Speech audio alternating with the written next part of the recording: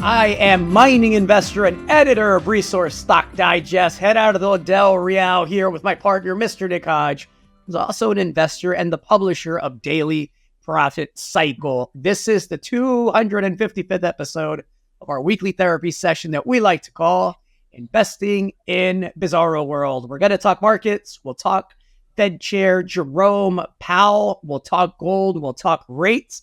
We'll talk about what we're looking at, what we think should be turning soon, what we think is going to stay stuck in the mud. As always, Mr. Hodge, first and foremost, how goes you today, sir?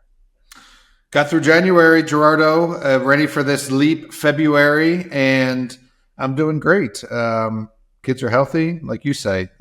Wife still loves me, so not too much to complain about. And we'll talk about the markets, which have been frustrating, but is what it is. Hey, I'll take the kids being healthy and the wife still loving me any day of the week over great markets. Now, with that being said, I do think we have better markets coming. I am great, by the way. Thank you for asking. I do think we have better markets coming. I just think it's not time yet. We talked a bit off air about that specific to the resource space and the smaller cap stocks. Jerome Powell, Fed Chair Jerome Powell spoke, and the market didn't like it. He basically told them what you've been telling them that he was going to tell them, which is, hey, look, I am going to break a couple of more banks down and make you beg for it so that when I do it, you're thanking me instead of calling me soft. So I will say this for Jerome. He's managing the crisis that he created and that his institution created very, very well. I feel odd and a bit dirty, like I should go shower complimenting him on his handling of a crisis that essentially gutted the middle class. If we look at what the Fed has done in this country specifically, and then look, we've exported inflation and the transfer of wealth around the world. This is a global thing, but let's just talk specific to the US for now. If you look at the transfer of wealth and how responsible the Fed is for taking the bulk of the money from the lower and middle classes and putting it in the classes that, luckily for us, you and I finally are, we get to dabble in the sandbox a little bit, but I don't feel any kind of great about being on this side of it, knowing that it's come at the expense of the middle class and the lower class, right? Upward mobility in this country is really hard to come by. We talked last week about how 60% of children under the age of adult children are now receiving financial help from their parents. And that is a direct result of Fed policy, among other things, right? Which, again, just took money out of those classes and then put it into those that had exposure to financial assets. So when I see Jerome Powell have a press conference where essentially he's saying, not enough things have broken. I need a couple of more banks basically to go away. I need a couple of more 30% down days on community banks. I need you to beg me for it, and then I'll fix it, and then you'll thank me. I don't feel the cleanest the complimenting him on how he's handled it, but he has handled this part of it well. I would just like to remind everybody, he has caused this, and so has his institution. Oh, there's a ton there. So, middle class has been gutted for a long time, not just because of Jerome Powell, but because of the Federal Reserve for many chairmans and chairwoman that came before him, right? So, Fed policy is one of those things that eats away at the middle class just because monetary policy has sort of been to eat away at the middle class, especially these past, call it, since 2008, the zero interest rate policy, where, as you said, if you were able to own assets, pretty much no matter what they were, homes, houses, real estate, crypto, NFTs, paintings, comic books. It really didn't matter what it was, right? Those asset prices were going up because interest rates were so low. And now that whole thing is sort of getting inverted, which is why lots of people are so confused. And it is tough to see the individual trees day to day sometimes. But like you say, it's a bit easier, at least for me, to step back and take a look at the forest. So, Jerome lies. The Federal Reserve lies. Obviously, remember he was soft as shit in December. It's kumbaya. We're gonna get 3 rate cuts next year. It's dovishness. It's Goldilocks. And I was saying, wait, what? Like inflation's still at 3.5%. Like how's that gonna happen? And so here he turns tail and says, exactly what he had to say is that Hold on, let me turn my little fan down here. We can't cut yet because of exactly what I said. The economy is still too strong and inflation is still running too hot. So, of course, that's what he was going to say.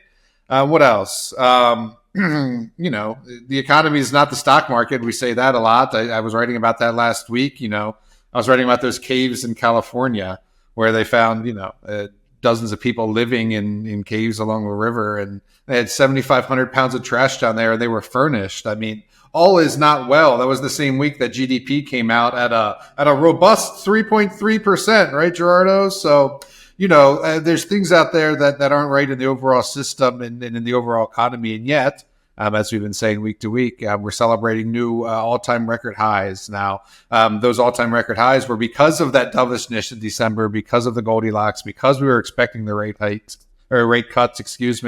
Coming into this month, there was like 100% chance of a rate cut in March, and as I was telling you last week, that's been cut in half, and now put into words by Jerome. So, yeah. It is what it is. And then you look at the employment side of things, and that continues to be what it was as well. It's a late stage economic cycle. The tech layoffs are coming. The bank layoffs are coming. ADP payrolls were soft this week. I think, 100, I forget the number, 113 or 115,000, and it was over like 150,000 expected or something. So, it continues to play out. So, if you do get more cuts this year, remember it's because like the landing is much harder than they expected it to be. And so, I continue with my mantra of cash on the sidelines, money in short-term durations that are still yielding over 5%, 6% in some cases on the municipal side of things. And, I agree with you that the second half is going to be pretty exciting for commodities as well.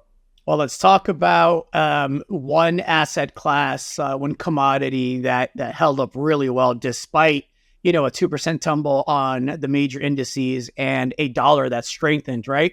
And that was gold, essentially flat. Initially when the decision came down to keep rates steady, gold jumped, not $14, $15. That was a U-turn, but it didn't break the level at which it opened today. And that to me was really encouraging because it's firmly above the 2000 level still, right at $2,035 an ounce, which again, gold miners, if you can't turn a profit on $2,000 gold, maybe you're not running your business the way that you should be running your business, right? We look at the lithium spot price and, everybody complains about the weakness there.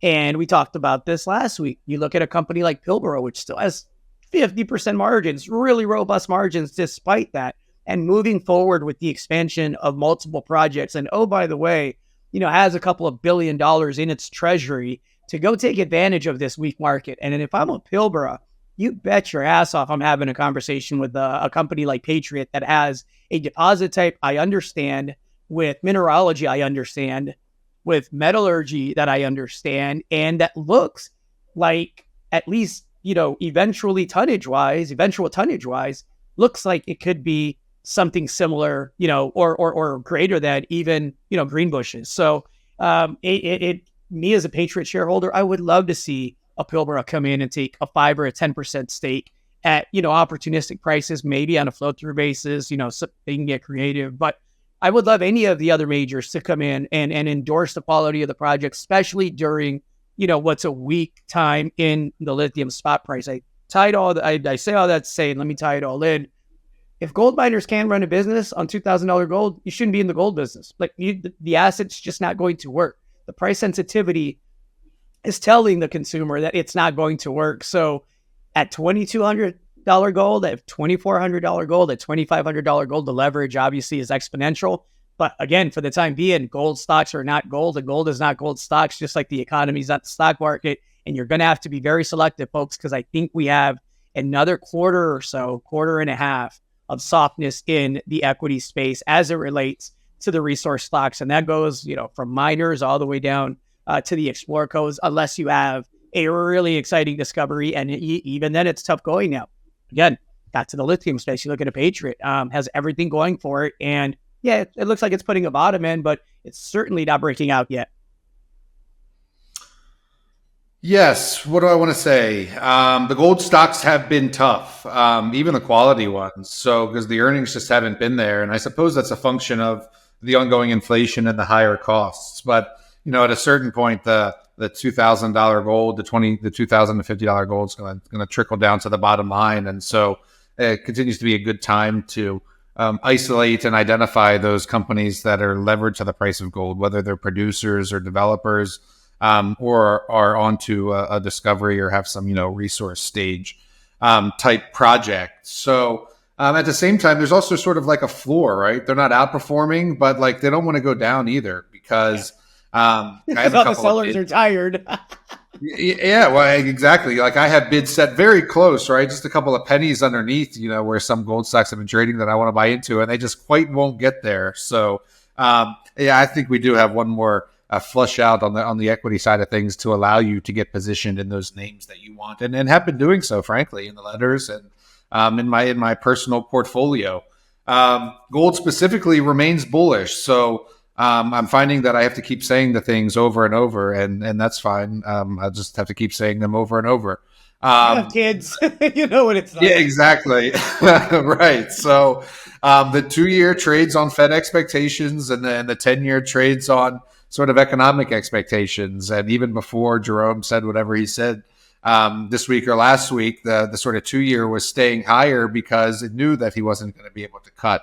And meanwhile, the 10-year has been softening because it trades on economic reality, right? It's pricing in softness that sort of lots of people see, but that hasn't been reflected in the all-time high stock markets. And so a couple of things happens there.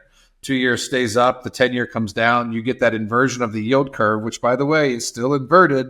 It hasn't uninverted. And then the other thing you get is a tailwind for gold, right? Because if that 10-year yield comes down, that's better for gold, which doesn't yield anything, of course, and so gold can stay strong or even go up with a strong dollar if that 10-year bond yield is coming down. And so gold looks healthy. It remains sort of one of the safer places you can put your money right now, especially on pullbacks, and especially if you understand the inverse relationship there between bond yields, et cetera. So. Or as I like to call it, the world's most hated and unpleasant 69. Yeah, careful. You have to spit some things out sometimes. Oh, God. Another asset class, and I do consider it an asset class that has held up well, Bitcoin, back at the 43,000 level, right? It had a sell the news type of moment here the last couple of weeks where it dipped back down below the 40,000 level briefly, and look, it did a U-turn beautifully right to the 43,000 level. I know that you and our in-house expert, Mr. Chris Pearl, got together here recently. Thoughts on Bitcoin, or thoughts from Mr. Curl on Bitcoin?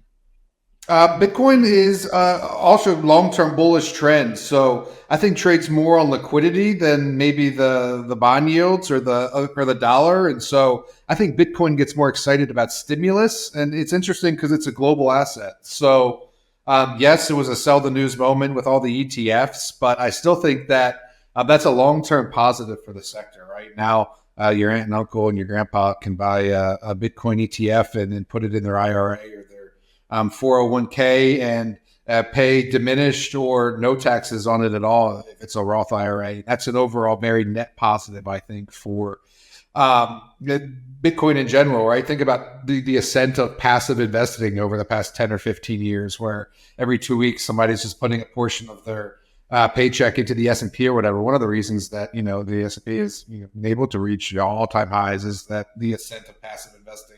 To some extent, that's going to happen in Bitcoin now, right? People are going to be investing in these Bitcoin ETFs, set it and forget it, and it's going to create some sort of perpetual buying for a finite asset, right? Remember, only 21 million Bitcoin ever going to be mined. So there's that aspect of it. And then there's the sort of the stimulus and softening aspect of it, right? So China's already talking about new stimulus. You had the Evergrande stuff back in the news recently, economic and consumer softness in China. Also attributing to this, sell-off in the S&P, by the way, for a little bit of a sidebar, is like, Apple is one of the big seven, and a big percentage of their sales, the iPhone sales, come from China, which has been soft. So all those companies are reporting earnings like this week and next week. So that's one of the reasons you're seeing sell-offs and volatility. But anyway, if China comes with some sort of stimulus package, that's good for Bitcoin. And then again, I think you get recession in the U.S. and you will get easing, just not yet. And that's going to be good for Bitcoin. And then you got the halving here in a couple of months. So again, I've always been long-term bullish on Bitcoin and continue to be. Um, and I guess I'll take that segue to talk about a new tech product, right? So we've had Crypto Cycle, which has been around for a couple of years now. I think it actually just had its second birthday. That portfolio is in the positive.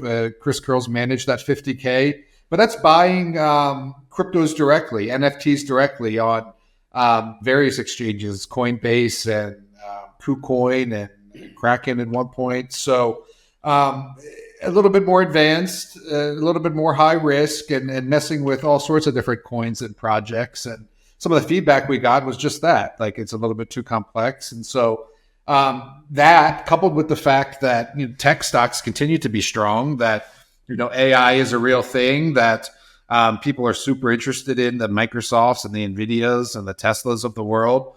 We decided to launch a monthly tech letter to help people get introduced to the world of crypto and Bitcoin, and to cover the sort of tech market that you and I don't cover. So that product is called Digital Dispatch. It'll be run by John Carl and Chris Curl, who does run the crypto product, as you mentioned. And we'll have that out here in February. So all the things are happening behind the scenes. The initial issues and reports are being written, et cetera. And we'll soft launch that to people who have paid to get access to all of our products. The reason I bring that up is because a component of that service will be sort of that intro or beginner's level entry into the Bitcoin market. And the timing is fortuitous, I guess, because it comes on the back of the approval of these Bitcoin ETFs. So not only is it easier to buy the space that way, but there's ETFs for other aspects of the crypto market as well. So you can buy these ETFs that own crypto miners, ETFs that own semiconductors and CPU and GPU units, etc. So that's what that pub is going to sort of be about. We look forward to getting it out there, and we'll have to get one of those editors on this podcast in the next couple of weeks to talk more about it. But that's it. I mean, the simple fact remains that those stocks are obviously driving a large portion of the gains in the market. One of the reasons the S&P continues to hit all-time highs, people are obviously interested in it, including editors that we have on staff here, and it's not our area of expertise. So we look forward to bringing that to you. You know what else I'm looking forward to? I'm looking forward to hydrogen storage as a viable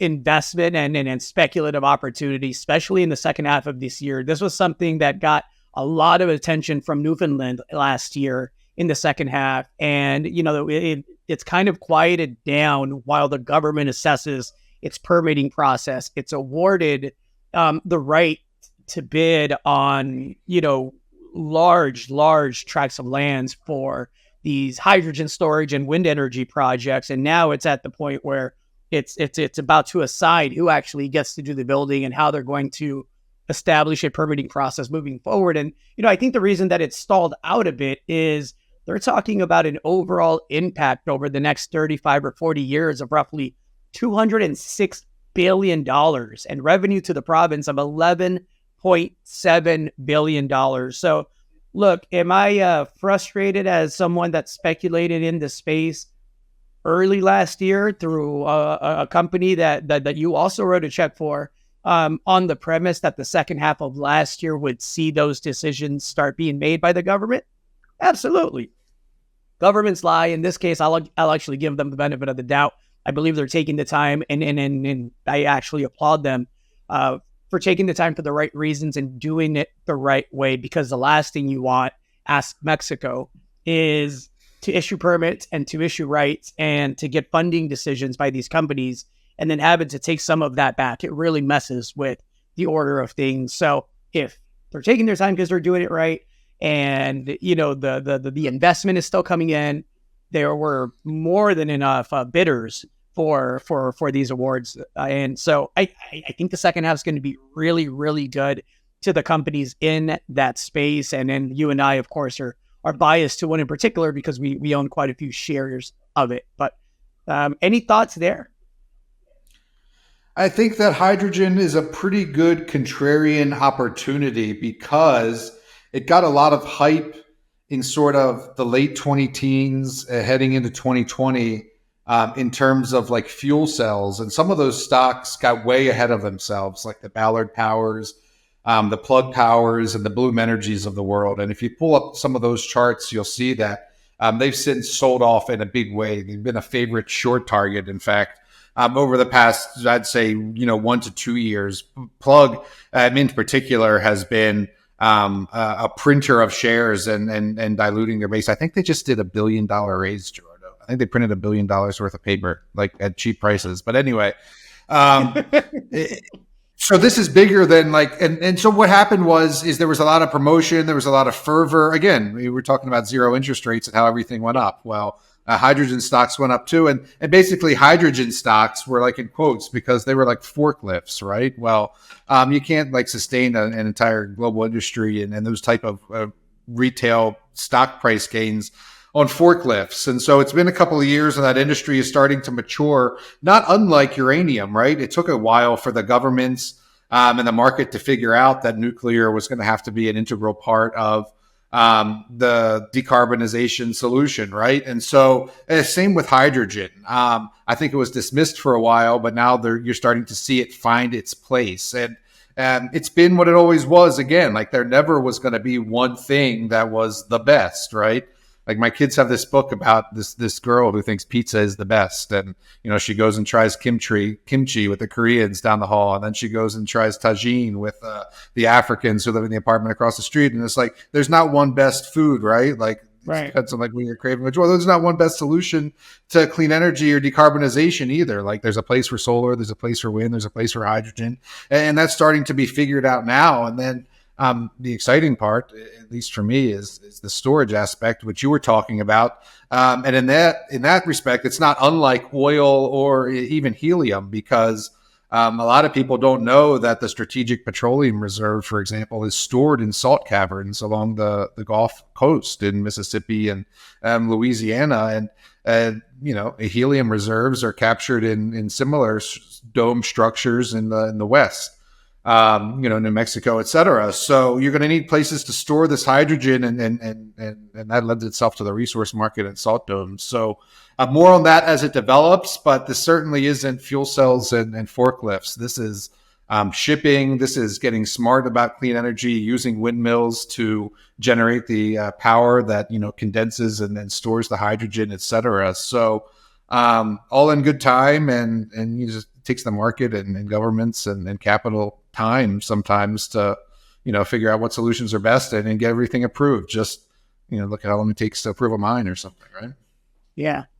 Look, I look across the commodity sector, and again, I know the sentiment the past 12 months or so has not been the best, but everything I see, Nick, looks like a coiled spring to me. Copper's flirting with $4 again. Mr. Friedland was out this week, very busy on Twitter, pounding the table again about the looming copper deficits and how they're, much like lithium, when we get the lithium upturn going again, which it will, it's going to be coast is clear for years, not months, because supply that's supposed to be coming online isn't coming online, and demand, contrary to what you hear in the mainstream media most of the time, or with spook speculators and investors, demand continues to grow, right? And so I look at hydrogen, and I look at lithium, and I look at gold, and I look at copper and uranium, and I am just, again, I'm giddy because we're positioned well. And look, that doesn't mean it's fun to look at the portfolio and, oh man, here we go, we're down another 5%, because that's how it goes when you're early, right? That's just the nature of the beast. You can either be early or you can chase the trend, and if you chase the trend, you're probably going to miss the first 50% move in the equities. So I'd always rather be early. I'd rather be a little patient. I'd rather see, be in the red for a few months and a few quarters if that's what it takes. The upturn has always been worth it for me. So yeah, I'm excited for the space. Just again, I caution everybody, just be patient. Have another quarter or so of patience. Markets are forward looking. So if it's a second half of the year story, you could probably expect midway through the second quarter things to really start perking up in the space. So get positioned, take advantage of the weakness. The waiting is the hardest part, Jordan. The waiting is the hardest part. It's also hard. I started with my rant about Jerome and the Fed as an institution, and how responsible it is for, a lot of the transfer of wealth from, the lower and the middle class to the wealthy. And I was reading, and I should have known this, but I didn't. And last week I talked about fun facts, right? So here's another fun fact. The NYPD has created 2 full-time posts in Bogota, Colombia, and Tucson, expanding its list of foreign outposts to 16. And I understand the logic behind having law enforcement presence in foreign outposts, right? Because of the threat that terrorism presents around the world. So I get you would want boots on the ground. I just thought that we had agencies for that. And I didn't think that taxpayers had to fund this shit. And I don't know who's been to Colombia or not, but look, if I didn't have a wife and I didn't have kids and I didn't mind traveling, you bet your ass off that's one of the first places that I'm asking to be stationed in, because I can imagine that the boots on the ground walk around with smiles on their faces because of how beautiful that country and its people are. And so I am not a fan of taxpayers funding this stuff, Nick. I'm not a fan of, foreign intervention. Mr. Biden now is committing troops on the ground. It's always limited at first, right? It's always going to be just a couple, and it's always going to be targeted, and then you have an Iraq 20-year war, which again isn't even the country that had anything to do with 9/11, but that's a whole nother story, or very little to do with it anyhow. So any thoughts on foreign outposts funded by American taxpayers? I don't know anything about this. We record this podcast ad hominem, or, off the cuff. So, or ad hoc. Fancy for we make all this shit up as soon as we see each right, other. Folks, this isn't scripted. We don't have some major studio. We don't read off a teleprompter. We literally get here and go, what are we talking about today? And then we talk about it. So that's the science that goes into it. So this story I don't know about in particular, but I had some of the same thoughts as you. It sounds like a paramilitary operation that isn't suited for an individual city. I don't know what the goals are. I assume it's under the guise of probably not just policing, but human relations, or media relations, or community relations, etc. So, but nonetheless, I don't understand it. And so I had a couple of thoughts while you were talking, because this morning I was scrolling my phone and I read that we're going to have an extended campaign in response to this, the Houthi Iran-backed missile attacks that's going to last several weeks. And I think the headline had like campaign and several weeks in quotes. And I think I was eating breakfast and I looked up at my wife and I said, we're going to have an extended campaign that lasts several weeks. We used to call that a war that we needed congressional approval for. And so, this is that institution bloat. This is that taxpayer funding bloat, that creep on the spending that nobody can keep track of or really know what the institutions do. This is the duplicitous nature of bureaucracy, where you end up having multiple agencies doing multiple things, and no one knows who's doing what. And that's has to do with just the largesse and the maturation of institutions over the past couple of years. And I have to assume some of that will be rolled back in the next decade. But the other thing I was thinking about was immigration, because that's been a big thing in the past week. And I would like your take specifically, because it's obviously close to home for you, being Mexican American, and a little bit it's close to me, but not as close to you, being the son of an Italian immigrant. So that's been a big deal in the past week, right? With speaking of agencies, National Guards being rattled, and you're in Texas, so Greg Abbott, grandstanding, hell on wheels, as I like to call them.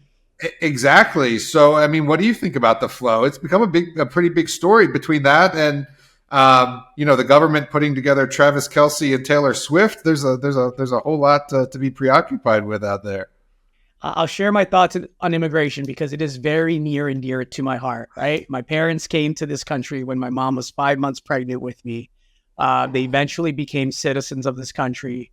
And, I'm a citizen of this country. I was born here in the U.S. But I say all that to say that it's really easy to turn on a television and show clips of thousands of people crossing the border illegally, right? And let's keep in mind that the majority of these people are crossing the border for that upward mobility that is becoming less and less in America, as I mentioned up top. So I can't fault anyone that's searching for a better life, especially if the only crime they're looking to commit is crossing the border illegally. If they intend to work hard, if they intend to be law-abiding citizens, the way that my parents did for 9 years before they were eligible for their citizenship and their residency in this country. And I've shared this in this podcast before.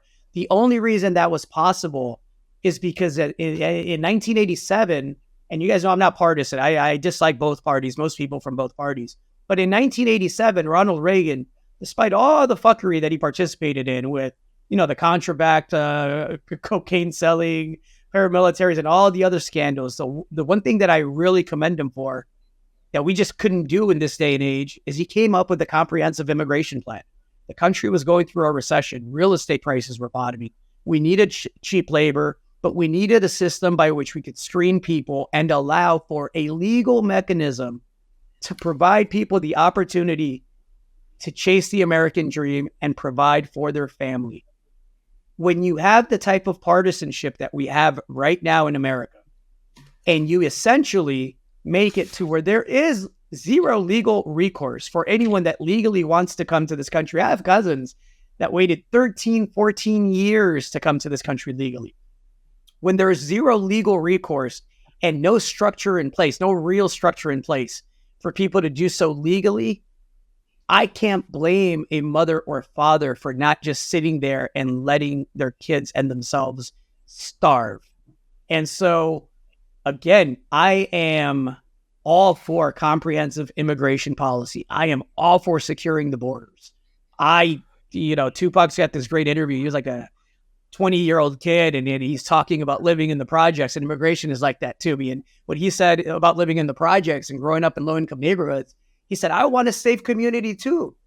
I don't want to live next to the rapist. I don't want to live next to the killer, but you guys aren't coming in and cleaning it up. And so when I look at problems and the way they're framed in the mainstream media and on Twitter and by the people on the right and the people on the left, I hate that we never talk about the institutions that facilitate the problems that are occurring, because this is a symptom and a result and consequence of the negligence of both major political parties, which have campaigned on immigration reform. The right campaigns on securing the borders. They never do. The left campaigns on, we're going to go ahead and pass comprehensive immigration so people that are, not criminals, don't have a checkered background, we can verify, we're going to allow you a legal pathway to participate in the American dream. They never do it. Obama campaigned on this both terms, said he was going to get done within the first 90 days. Then he pivoted to healthcare the first time, and the second time he said, fuck it, I'm not running for president again anyway. I can't, so I just won't do it anymore. That's how I took it, right? And so, long rant, you asked. Short answer, we need comprehensive immigration reform that, yes, it combines smart securing the borders. Walls aren't going to do it. It's just not. It's not. Now, we can have high traffic area walls combined with surveillance, combined with, law enforcement cooperation. But when you're putting barbed wire on rivers where, babies are crossing, you're just as much a murderer as the people that go into government buildings and blow that up, because what the end result's going to be. It's going to be dead people. And you're not doing anything in government to provide legal recourse for these people to participate in the American dream in an honest way. So to me, a lot of politicians on all sides have blood on their hands on that thing. And it breaks my heart.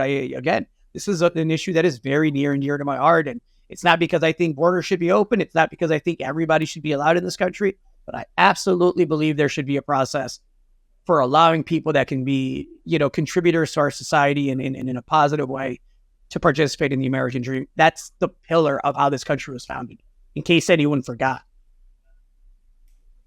Good rant. I have similar sentiments. I think that it's very complex, and yet I think there are some simple solutions. And at the same time, I don't think those solutions will be implemented until it reaches some crisis level. Right? That's typically how our nation operates. We wait till things get so bad that Band-Aids and stuff don't work anymore. Same. My mom came in the '60s under the Kennedy administration, so different political party, but it doesn't matter, right? It's the same. A call for skilled labor, and my grandfather came to sew suits essentially, and then my mom and grandmother came a couple of years later. So I would say that two things can be true at the same time. I would say that you need to overhaul the immigration system and allow an easier path to legal immigration, and you have to close the borders. I don't think those two things are like mutually exclusive, and the partisan political nature of our country right now makes those two things such that you can't like agree with them both, and that's bullshit.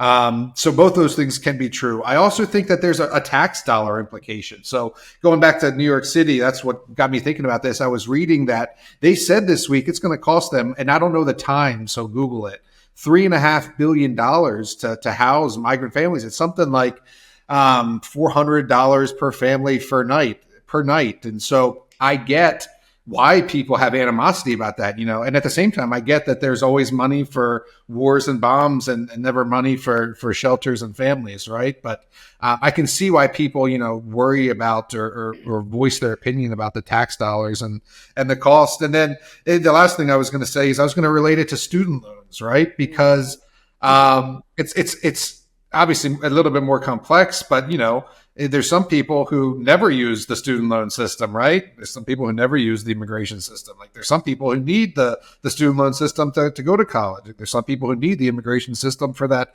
upward mobility. And yet there's some people who use the system correctly and pay back their loans. And now they're seeing other people not having to follow the same procedures, right? Not having to do the same things to get that, to use that system as they did. You understand where I'm going with that? And so I can see why there's animosity and why it's a big issue. And yet I think that, again, simple solutions, but probably not till there's a crisis. And, I was also voicing to you, like, what is that spark, right? Like, what is that crisis? And when I start seeing headlines about the mobilization of National Guards, I'm like, oh shit, like that could be one, right? Listen, whether it's, what was the extended operation? What was the phrase that they used for the new war that we're instigating? Oh, it was like a campaign, an extended campaign. Campaign, right. So the thing with war and the thing with fourth turnings is you never know what it's going to be. Right. But when it happens, like we talk about when moon, right? When war or when crisis, when it happens, it's not a small thing, folks. And it's just really, really, really perilous times, I think, just across the board. And lines up perfectly with where we're at in this fourth turning, having another, 8 to 10 years of this volatility that I think will continue to increase. So, yeah, no. Interesting times, definitely times to be vigilant, demand more of our community leaders and our elected officials.